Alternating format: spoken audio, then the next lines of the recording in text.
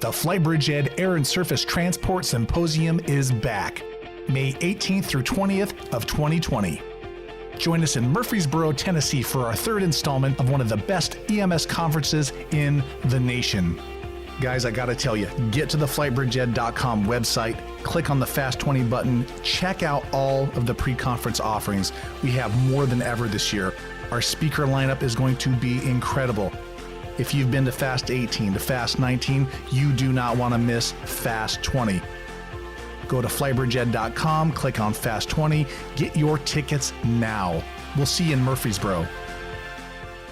The content of this podcast is based on medical fact and evidence-based practice from credible authoritative sources, but is not a substitute for your institution's policies, procedures, common sense, or good judgment. The views and opinions are those of Eric Bauer and FlightBridgeED in their entirety. This is the FlightBridgeED Podcast, critical care and emergency medicine education for nurses and paramedics. Here's your host, Eric Bauer. Hey everybody, Eric back with you. I am joined with my good buddy Mike Friquest. We are going to kick off the 2019 Top 5. Yeah, thanks for having me again, buddy. Just for full disclosure, you had already recorded this podcast with your other brother, Evan. Yeah. But there were some mechanical issues, so here we are. I'm second up. Yeah, no, it was all good. We met for lunch, and I didn't even tell him we were going to do it. Popped it on him. Sprung it on him? Oh, yeah. I'm sure he loved that. He did good. Yeah, he did pretty good. I will agree. For not being in the field for now 3 years and not even thinking about medicine, yeah, he did pretty good. Yeah, he did great. Well, once again, FlightBridgeED has just done an amazing job of getting out contemporary critical care information out to people via the podcast. And it always surprises me just how much people identify with the information that you're putting out on your podcast. So super big kudos to you, brother. And I'm excited to go through this list and really bring it back to the people so they can understand what's been going on this year. Well, I am excited as well. I think the topics that are in the top 5 are, I think I'm surprised every single year in what ends up being the most downloadable or downloaded podcast in our we usually release 25 to 27 podcasts per year. Yep. We try to do one every 2 weeks. And when you look at those 25, again, I was very surprised. So, we're gonna kind of dive through these in rapid fashion, and we're actually gonna do the top 8. So we have 3 honorable mention. Yeah. And I'll let you kind of kick that off and we'll get going. All right. So let's jump into number 8. And this one doesn't surprise me at all, actually. And this was a podcast that you did with our old buddy, Bruce Hoffman. And that was the ASA, the aspirin overdose. Yeah. When you look at an overdose specific to Tylenol, you compare that with aspirin, you compare that with, calcium channel blockers, sodium channel blockers, all those tricyclics. Each one of them carry a specific gravity. Oh, absolutely. And we know that the most lethal overdose consistently across the United States as far as death is Tylenol. Yep. But when you look at an overdose from the pure standpoint of gravity, I would put aspirin overdose in front of everybody. That's just my opinion. And there are a lot of pathophysiology that you have to understand an aspirin overdose. And when we look at the specifics of onset, when we look at the specifics of identifying the symptoms, a lot of times those are mimickers. Like you can see the exact same symptoms in sepsis with the rapid respirations, with a fever, just to name a couple. Then you add the profound metabolic acidosis, right? Yeah. These are partially compensated, and then you start having, just all the system involvement. Yeah, that's what I was going to say. Even if you look at just the metabolic derangements that occur in a patient with an aspirin overdose, you're literally going to see everything from these folks, right? Depending on what stage that they're in of this overdose, you're going to see everything from an alkalosis to an acidosis and from a respiratory to a metabolic. It is all there. It's all there. Yeah. So this podcast got 13,189 downloads for the year. Awesome. All right. So number 7, this was a very popular podcast. And I think one thing that you're going to find pretty much if you go back and listen, because we do this podcast every single year, and there's always at least one mechanical ventilation, sometimes 2 in the top 5 to 8 podcasts. And this one was the Silent Killers Part 2, Pediatric Ventilation, Mechanical Ventilation. This was a podcast that you did with Tyler. So tell us a little bit about that one. Yeah, actually, this podcast was number 2 of the series. I did the first one December 27th of 18. It actually got about 150 more downloads.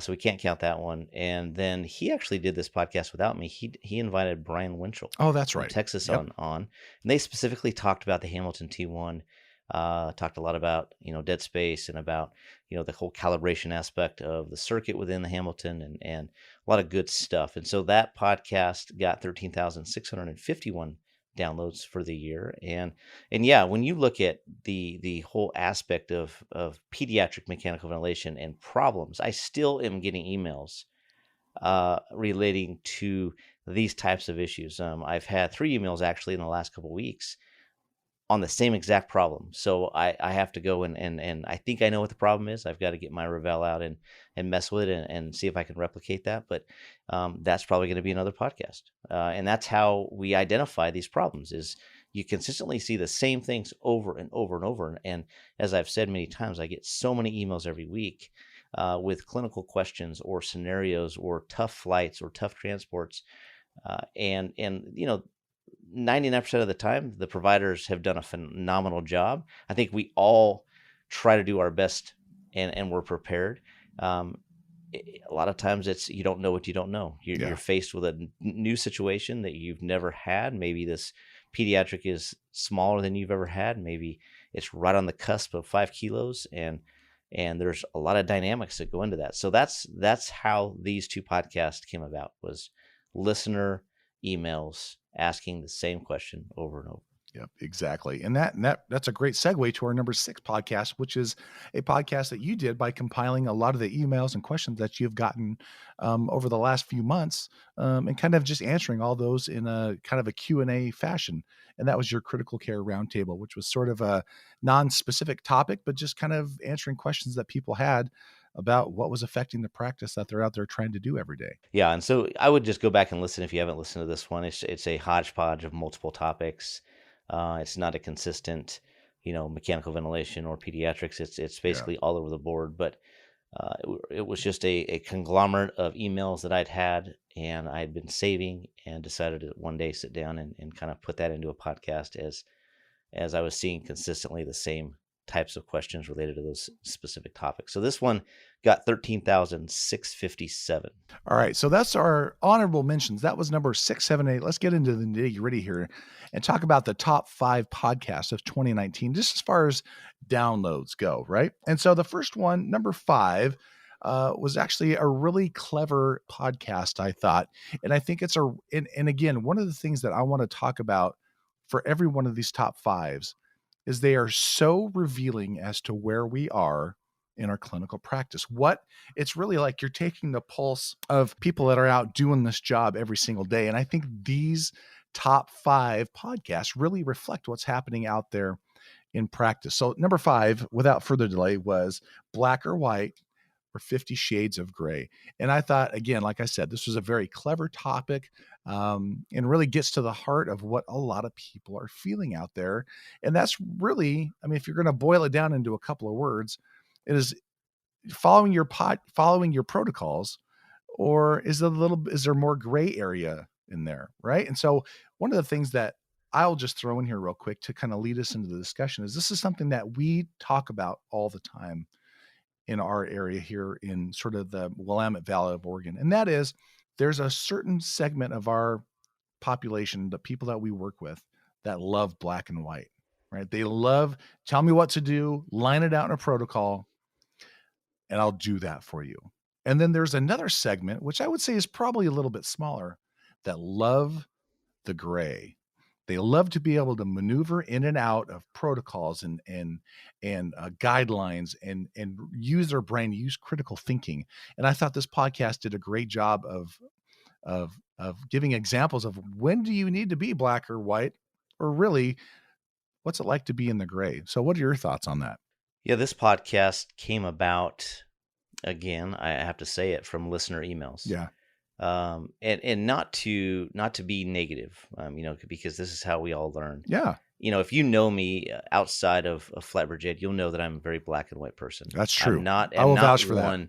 Yeah, personally in my life, I'm very black and white. That has been a positive in some areas. It's been a negative in other areas, right? And I think as I have gotten older, I've become more objective. Your perspective widens, and you realize that things aren't always black and white. Yeah.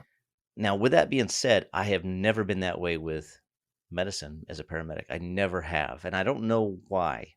I can't answer why there's a difference there, because I've always been able to wade in between protocols, and I've never gotten dead set on a specific thing. I just never have. And where you see this magnified is if you're a field training officer. Yeah. And you'll get certain people that are so perfection, and they need an algorithm. And if something happens within that algorithm that doesn't match that algorithm, they are lost. They cannot reset. Or their expectation of what they're supposed to see within the algorithm, right? And I think you just nailed it perfectly, and I'll tell you why.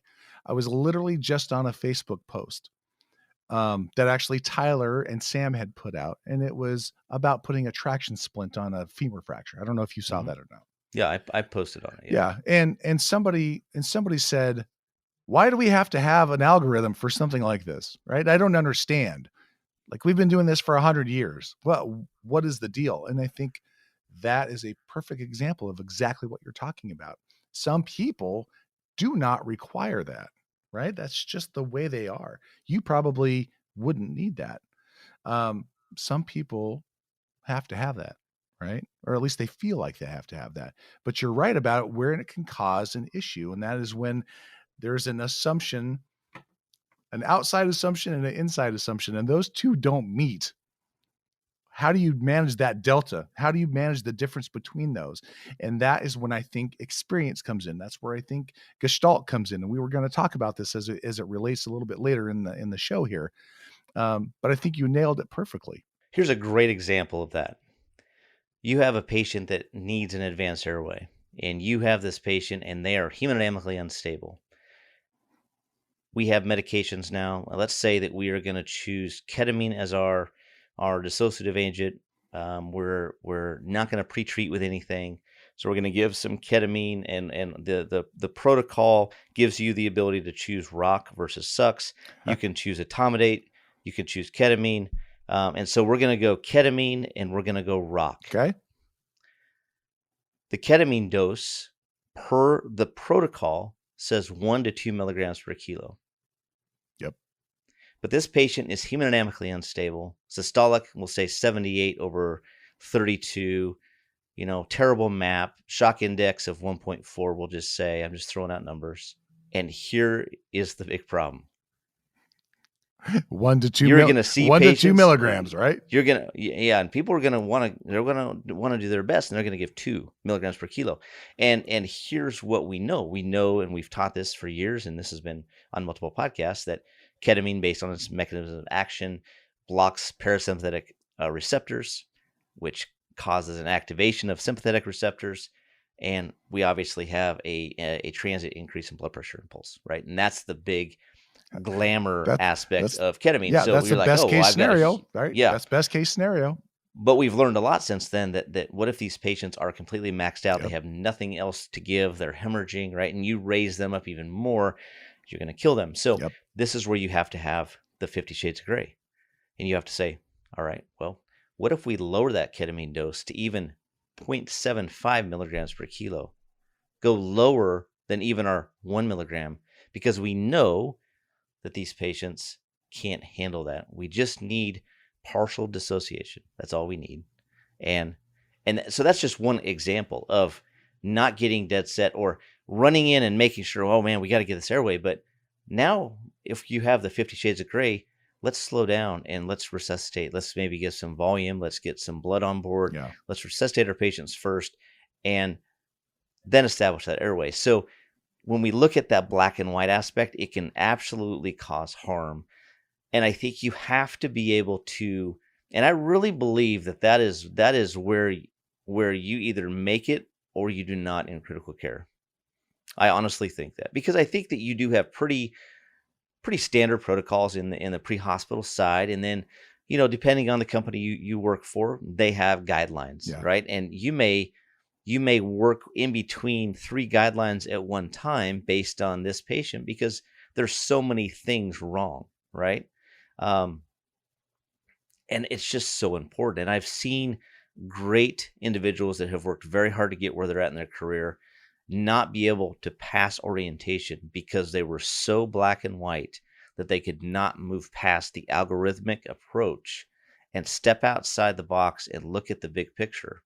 They just get tunnel vision, and that's just part of their DNA. Yeah. And that is definitely an area that we have to identify early in somebody's process of orientation, and really focus on those areas, because if we don't, they're going to get swallowed up. Yeah. I couldn't agree more. All right, let's jump into the number 4 podcast of the year.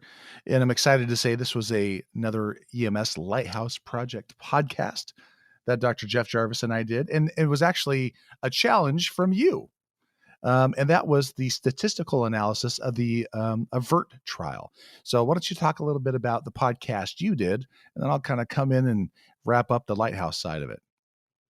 So I did the initial podcast on this a couple years ago, and it was an early abstract that came out from the University of Pennsylvania, Dr. Carrie Sims, and where they looked at, would vasopressin be beneficial in massive hemorrhage with patients that had more than 6 units of total blood products. These patients all came into University of Pennsylvania as level 1 trauma patients. And I believe they had to have the 6 units of blood products within the first 12 hours from injury. So they started a randomized controlled trial where you have placebo versus the treatment arm, and they administered 40 units of vasopressin IV push, and then they started a drip at 0.04 units per minute for 48 hours. Took a couple years to publish the data, publish the paper, and when all was said and done, did it have a benefit? Well, it showed that it actually reduces total blood administration by 3 units of packed red blood cells. But the challenge that I wanted from Dr. Jarvis and yourself was to look at this from the statistical standpoint, right? Look at the p-value, look at the confidence interval, look at the data, and identify if that was statistically significant. Yeah. The other side of this, before we let you jump in, is there application? That's the big part of a study, is can you apply this data to your current practice? And when you look at the pre-hospital side, I don't believe you can. You can't, because you're not going to have 6 units of total blood products. You may have some isolated rare incidences where a flight team may go into a small facility where they have had 6 units of total blood products, but you're never going to see that in flight. You're never going to give that much blood products in a transfer setting. And so really applying this in that setting, giving the vasopressin would not count. And then when you look at it and you're like, well, what if we just prophylactically gave vasopressin and started a drip, even though they only had a couple units? Well, that's not what the study looked at, right? So from the standpoint of applying it to pre-hospital, that's the side where no, it wasn't applicable, right? You can't translate that over. So then I wanted you guys to look at the statistical side. Yeah. And I really encourage you guys to go back and listen to this podcast, because I'm going to sum it up really in just a couple sentences here. And I thought Dr. Jarvis did a great job of talking about the difference between a patient-oriented outcome as far as a study goes and not. And it was his strong belief that does it matter to you and I that somebody got 3 less units? Probably. But did it matter in the outcome of the patient? And so he did not feel that this was a patient-oriented outcome study. So he did not absolutely, and I feel free talking about it in this sort of tone, if you will, but he didn't feel like it wasn't that big of a deal. Certainly was not going to be anything that we were going to do in the pre-hospital, whether you're critical care or not. Um, and absolutely didn't feel like this was a patient-centered outcome type study. So great study. Nothing wrong with the methods. He thought the methods were fine, but just didn't see how that connected with us in pre-hospital, and probably didn't feel that it would really affect anything that we're going to do one way or the other. But nonetheless, it was a very popular podcast. Yeah, and I think one of the areas that you just hit on that I want to add to is when you say, did it change the overall patient outcome? Yeah. I mean, it reduced the total blood products administered by 3 units, but overall survival was no different, right? Yeah. There's no difference there. So this podcast got 15,047 downloads. So again, Lighthouse Project Podcast. Got to give you guys kudos. Thank you. Hey, if you guys haven't subscribed to this, I highly recommend it. If you're wanting the most up-to-date, evaluation of current literature that applies to the pre-hospital and critical care environment, this is the podcast for you. Yeah, I just got to tell you, huge kudos to you, Eric, for like, and I'm not a big pat on my back kind of guy. It was my idea to get this out here. And do you know why it was? It wasn't because I feel like I'm some kind of amazing research guy. 100% not. And that is the reason why I did it, is because I wanted to get something out there to help people understand how does the research that's going on affect the people on the street or in the air, right? And I don't have that answer. I've been blessed to be able to participate in some cool research studies out there, but I don't understand it. I need a translation of what this means, and I need to figure out how does it get from JAMA to my med box, right? I need help with that translation. How does it make my practice better?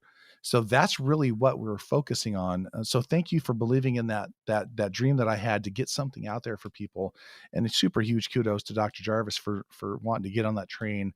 And he's just an animal. He loves putting this stuff out. So again, if you don't listen to the EMS project podcast, you should definitely check it out. So again, yeah, absolutely. Thank you for that. All right. Number 3. Now, number 3 was this very podcast last year. So that was the best of the best of 2018. And there was a couple of humdingers. Like, how often do you hear that term used? Humdinger. It was a humdinger. So there was a couple things that we talked about. One of them was the top 5 questions in mechanical ventilation, which was with you and Mike Herman. There's a whole backside to that podcast, which is hilarious, that no one ever needs to know about, and the struggles that it took to make that happen. But nonetheless, that was an amazing podcast. And the other one that was a huge one, and still to this day is getting more and more downloads, is the imagining the unimaginable when your pilot ends up having a stroke mid-flight with a patient in the back. So that's just 2 of the top 5 that we talked about, but those were the major ones. What strikes your memory about that particular podcast, or that top 5 of 2018? Yeah, I mean, I think looking at the top 2, those really stick out. I do want to say a few things. I think when you look at the top 5 hottest questions in mechanical ventilation, that was I still remember that was in July of 2018. It took us 3 or 4 attempts to record that podcast. We were having technical difficulties between us, and I have to say this, that Mike Herman and I have, and you know Mike now really well. Yeah. He is an amazing guy. He's a flight nurse out of Chico, California for Enlo, and we have built a friendship. But let me tell you, there are times that I want to just choke him out all the time. Now, I say that with all the love. Of course. I want to give him the kudos. Obviously, we just wrote, it took us a year, myself and Tyler, Ventilator Management, Advanced Concepts of Critical Care. I just want to thank everybody for purchasing it. It has been a bestseller in critical care medicine, been a bestseller in transport and medicine, hottest new release in critical care. It's taken off, which is huge. Yeah. Congratulations. But there are a lot of people behind the scenes, and the one behind the scenes that did so much work to make us look good was Mike Herman. And let me just say, he really, really takes this seriously. He edited that thing 4 times, and he still did not want me to release it because he was so fearful that he missed something. And so I just want to say thank you to him. And, it takes a tribe to be successful. And that's really what we have at FlightBridgeED. And so, it is no surprise that was the number one downloaded podcast in 2018. Yeah. It hit on a lot of tough questions that really he brought to the forefront that he had. And so, yeah, very exciting. Yeah. That was number one. And obviously the stressful, Yeah. number two. Yeah. Yeah. I mean, those guys from, that were involved in this in-flight emergency,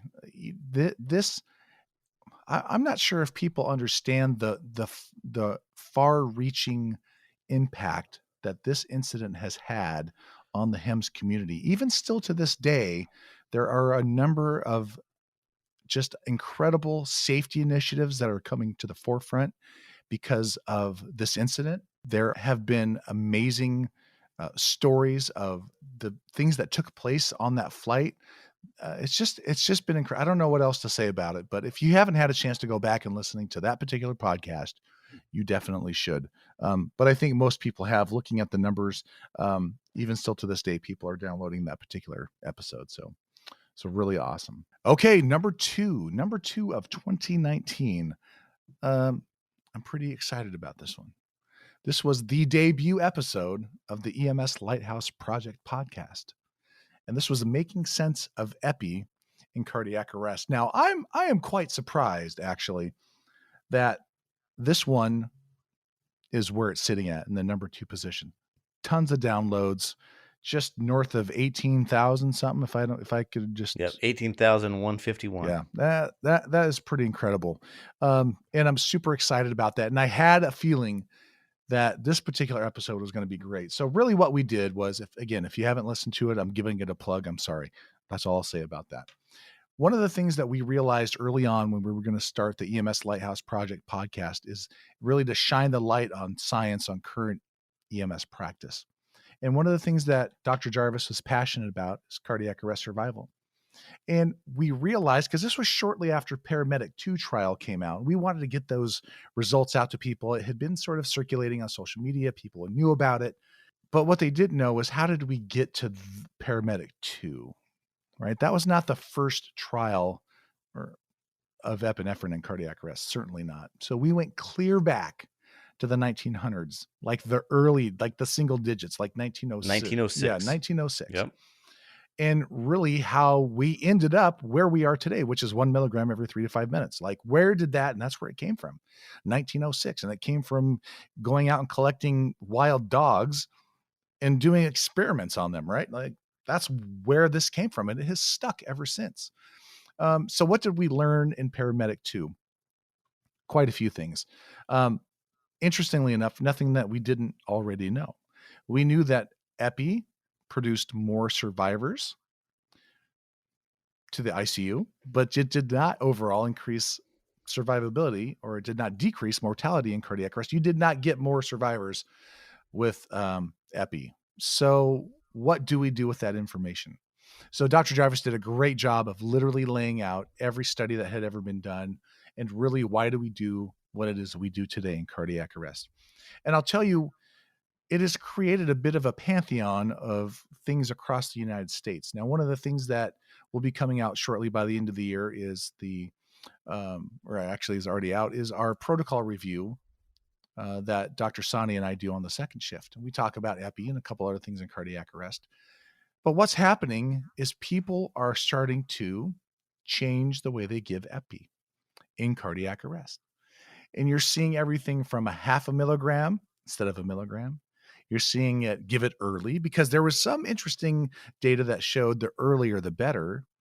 So what we're finding is there's a big emphasis now on getting that humoral IO, getting that epi on board early, and then sort of titrating it during the cardiac arrest. And then you may even see somebody even starting a drip, an epi drip in cardiac arrest, rather than giving a 1 milligram every 3 to 5 minutes. But it's a slippery slope. And this is one of the things that Eric and I talked about sort of pretty passionately before we started recording. That is, I feel like you have to be careful with that. And I've brought this up on multiple podcasts. And at what point does your sort of experimentation start going against what the standard is, right? And I don't have the answer to that. And I don't bring it up to be a jerk.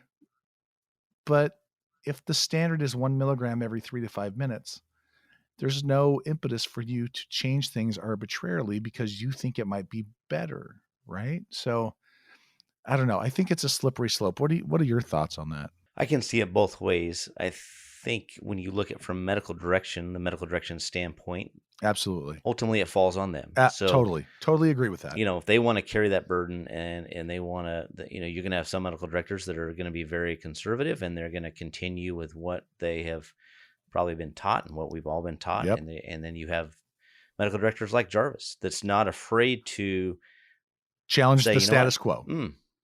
I would also put Dan Davis in there. Dan Davis is not a fan of epi. I mean, that's part of his art training Right. is that he really focuses on that. He's been saying it for years that epi is probably not the best drug. That it causes a reduction in cerebral blood flow, and you might have a patient that has ROSC, but are they neurologically intact? Right. And is there any part of that associated with epi? I don't know.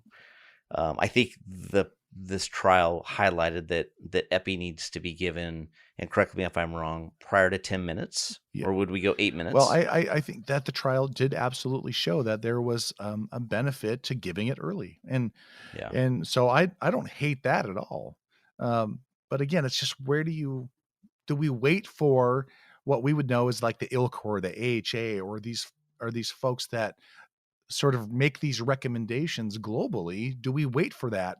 Or is where we are in 2020, by the way, we're in 2020 now, just about, or is the burden on us? I don't know if I call it a burden, but is the impetus on us to make the changes as we see fit for our patients? I don't know the answer to that, I can tell you that even in the classes that you and I go and teach around there are multiple times where we say, this is where AHA is going to kill your patient. You follow ACLS, you're going to kill your patient.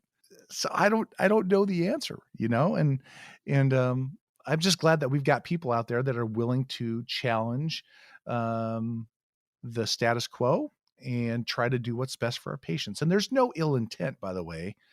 The stuff that I'm talking about, there's no ill intent. They want to do the opposite. They want to do absolutely the best for our patients that are out there. I just think it's a slippery slope that we have to be careful when we're out there navigating it. And it's really on the medical directors. So, I mean, I would throw this back to Jarvis because I know he'll listen to this. I know he's reduced his epidose, and I know he starts he does a drip. Why doesn't he go back to vasopressin? Yeah. I'll tell you, when we did it's an amazing drug. When we did vasopressin in 2000, 14, 13, instead of epi, and then I would say a couple years later, there was a big shortage. You couldn't find it. They jacked the price up, and I'm telling you, black and white, we saw a huge reduction in our ROSC patients, in our survival, in PEA and asystole. No question. No question. And it was like a built-in study. Like we had the drug, then we didn't. What are the results? Giving everything being the same relatively. Wow. Yeah. Wow. Anyway, so go back and listen to that one. That is episode number 1 of the EMS Lighthouse Project podcast, the number 2 downloaded history. Okay, so let's get us to our number 1 podcast of 2019, and that was the second fracture with a lovely Mrs. Ashley Bauer. And yourself too, right? Amazing podcast. People love hearing Ashley on these things. So you got to do a better job of that this year, buddy. You got to get her on here more. But this was a phenomenal podcast, and I personally just refreshed myself on it. For those of you that don't know, I edit all the podcasts. So if anything's ever screwed up, it's back on Mikey V. But I do so many of them. I had to go back and listen to this one because I'm like, I remember it, but I didn't listen to it 15 or 16 times. So tell us a little bit about the second fracture. This was a podcast that we had discussed, and it was almost like, one of those things where you're constantly talking about it.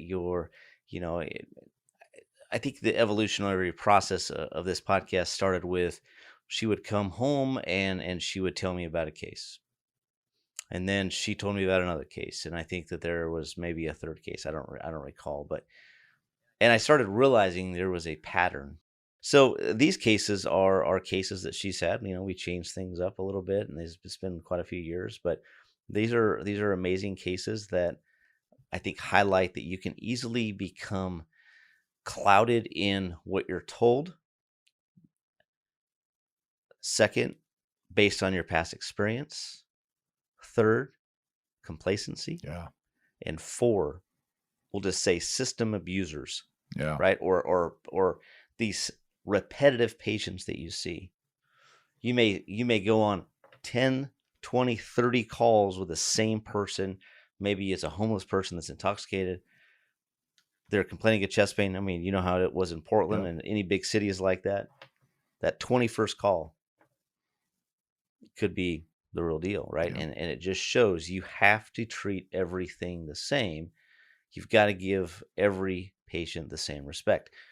And I think the two cases highlighted some pretty amazing concepts where, man, if you don't just, number one, trust your gut instinct, number two, ask why, and go through all the steps that you should, easily miss big things. The pediatric really comes to mind. Yeah.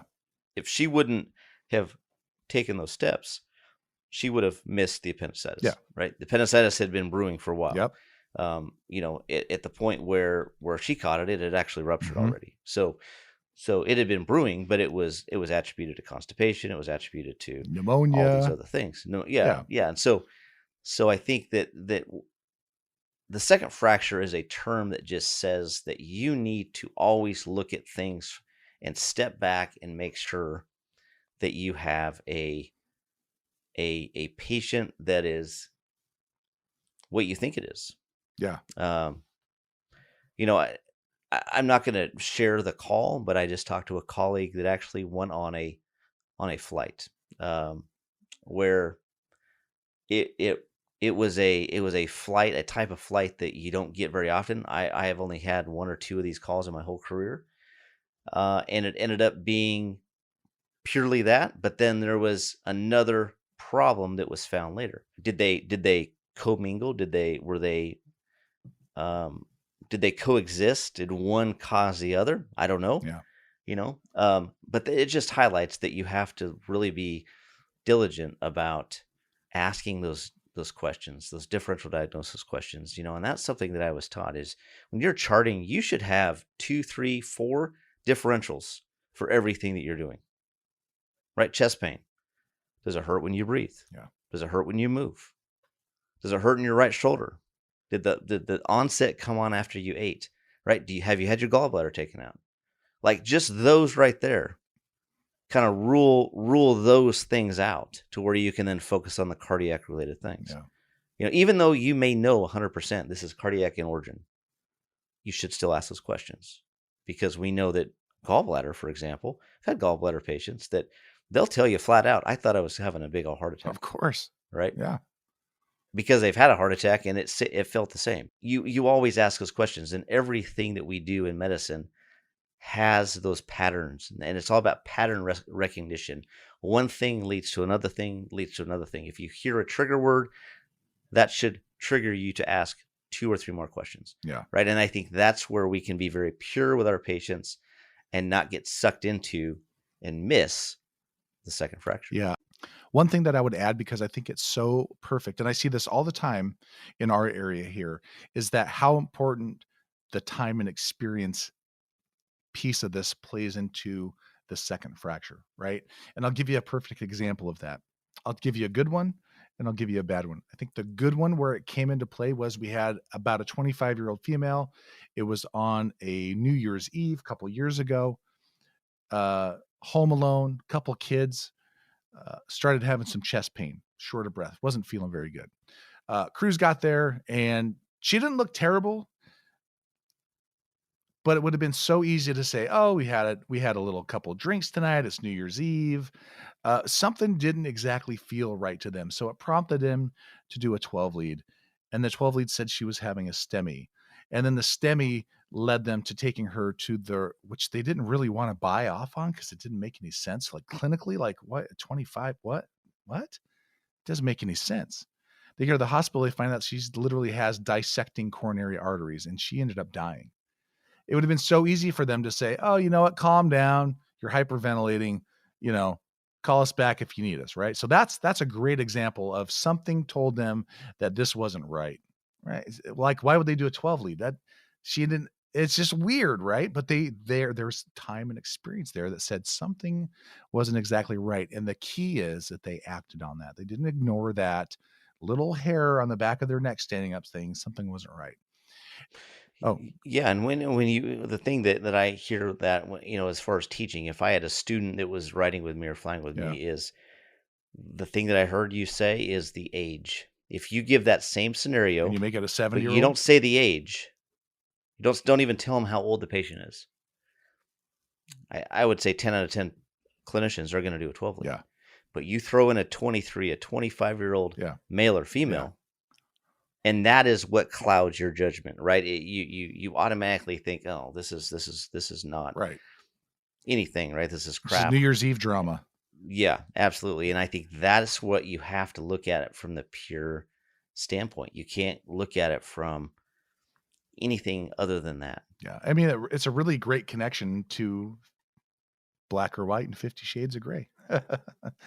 They're really kind of connected, right? If you think about the number 5 podcast and the number 1 podcast, there is a connection there that really kind of comes back to experience and gestalt and another example, to kind of add another real small case study that I was involved in many years ago was a 27-year-old male patient that comes in to a small ER, and he is a known drug user. He's been to this ER 1,000 times. He's a seeker. They know him. He comes in and he says that he's feeling dizzy. He says he's not feeling right and needs to be seen. Triage nurse just blows it off. Doesn't ask any more questions. Doesn't assess him. Well, lo and behold, all of a sudden, an hour later, he's sitting in the waiting room. He collapses and he dies. He codes. Well, he had actually fallen off his skateboard, had a big old epidural bleed, and he herniated and died. Boy, right there. Yeah. So that's a great example of being conditioned by a patient that you've been on 1,000 times, or you've seen 1,000 times. They walk in the door and you're like, oh my gosh, or you respond to that same location and you see the same person standing on the street corner wanting to go to the hospital because they want to sleep in a nice warm bed and have a meal. But this time it's a real emergency. Yeah. And that's just one example. There's multiple examples like that, but I think that goes back to having variation in the way you practice, the way you do things, right? And if there is a ton of variation in the way you interview a chest pain patient, for example, then you're going to have varying results on what it is you're going to find. And I mean, I hate to, it might be hard to make this connection, but think about the reason why we use checklist, right? The reason why we use a checklist is to reduce the variability of the things that are going to occur, right? We're trying to ease the cognitive load. And we've talked about checklists before, but really what we're trying to do is remove the variability. I want to make sure that you use this checklist the same way I'm going to use it. That way nothing gets dropped in the middle, right? And I think that's a great example of variability. And that's one of my favorite topics to talk about, whether you're talking airway management or you're talking assessing a chest pain patient. Variability is a huge thing. And I think, again, that time and experience, as you get more experienced in your craft, in your trade, in your clinical practice, you become better at that. And there's not a lot of substitutes for time and experience. So, yeah, and that is a topic that we could do a whole nother podcast. And I think that we have publicly agreed to some extent, and we've disagreed to some extent. You know how I feel about checklists. Yes. I mean, I think that the checklists are an important part of certain things, but I also worry that checklists fall into the black and white. And I think you get certain people that are already conditioned that way, that then you give them a checklist and you have just magnified that trait in them. That if something doesn't go right within that checklist, because there's a lot of varying aspects, and that goes into the second fracture, right? Not everything is straightforward like that. And that's when you were talking right there, all that stuff was flying in my head. That is why I have a problem with checklists, is because there are so many variations to presentations. You cannot, even though I may ask the same questions to every patient that has chest pain, I still know based on how my eyes are interpreting things, how my ears are interpreting things, the responses I'm getting, I still am able to branch off into certain other questions based on my experience and I think, my education, right. right? But if you give somebody a checklist in that circumstance and it doesn't fit that checklist, you're going to have problems with some people. Other people may be able to say, all right, well, nothing right now is fitting this checklist. Let's set this checklist down and we need to go to plan B, right? And I think that's the logical approach. But you're not going to have everybody that can do right. that. And I guess maybe using chest pain as an example is wrong. But what I'm saying is, if we're going to perform a delayed sequence intubation on somebody, I want them to use a checklist, because there are key factors within that checklist that those providers have to do. They absolutely have to do it. They've got to make sure that they're being smart about their induction dose. They have to be, there are certain trends that they need to be hitting as far as SpO2s and CO2s and all these things that I don't want them to try to remember all this stuff. I want to ease that burden from them so they can venture off a little bit into this sort of gray area. But there are certain things that they need to hit on this checklist and again, maybe. No, and that's absolutely a perfect example where checklist is absolutely necessary. Yeah, for sure. All right. Well, buddy, that was our top 5, really the top 8 of 2019. Pretty good stuff. Yeah, it's pretty amazing that we are 7 years in. Yeah. I was looking at that the other day, and it's pretty hard to believe that this whole thing and it really started with this podcast, and you've been able to continue to sort of march forward and bring contemporary, really, which was your goal the whole time, was to get the current information out to people that maybe don't have another way to get it. So super proud of FlightBridgeED and you and the whole team that's been able to continue to do that. So way to go. Well, I think that we can come up with an idea. I had an idea, but honestly, I have to say thank the listeners. Oh, absolutely. That has stuck by us from day one, that have told their friends, their coworkers, right? It's continually growing. I think we're at like 23,000 subscribers. It's truly amazing. Our other podcasts are growing immensely. Second Shift is actually growing leaps and bounds. When you look at Lighthouse Project, obviously it's 6 months in, and it's right there with Second Shift as far as it's actually more subscribers. Yep. Oh yeah, thanks for that. So I mean, yeah, well, Ritu's going to love hearing that. Well, hey, I'm an honest guy. It is what it is. But yeah, it's a testament to the listeners that have stood by us, that have believed in what we are doing and shared this with their friends and colleagues. We never intended this to be a business. And I say that still to this day. The biggest, most important thing is to put out this content. This is free, and to change practice in that way. Yeah. I mean, I think you hit it right on the head there. And I want to make sure that everybody that listens to these podcasts, to everything on the FlightBridgeED Podcast Network, is that, and we say it every podcast, that we are literally nothing without the people that are listening. And so that's just not something we say. We don't sit here and preach to people like we're the end all be all. Absolutely not. I think we are all better together, and that's something that we have always said. And so we appreciate every single one of you that listens to this, shares it, talks about it, whatever it happens to be. So really, from the bottom of our hearts here at FlightBridgeED, we thank everybody for everything you have always done for us. Absolutely. Well said. Well, why don't we sign off? You have anything, last parting words? Nothing at all. Thanks for a great 2019. I hope you're going to come to Fast 20 and see us. We got some cool stuff planned. So if I don't see you at a class before then, I definitely hope to see you at Fast 20 in Murfreesboro in May. It'll be my birthday, so bring me a cupcake or something. All right, guys. Well, again, on behalf of Mike Request and our entire FlightBridgeED team, I want to thank you for an amazing 2019 as well, and we will talk to you soon.